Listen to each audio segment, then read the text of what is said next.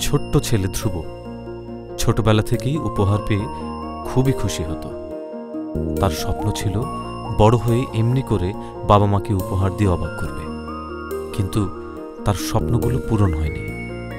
তাই সে স্বপ্নগুলো পূরণ করার অঙ্গীকার নিয়ে এলো দূরবীন.com।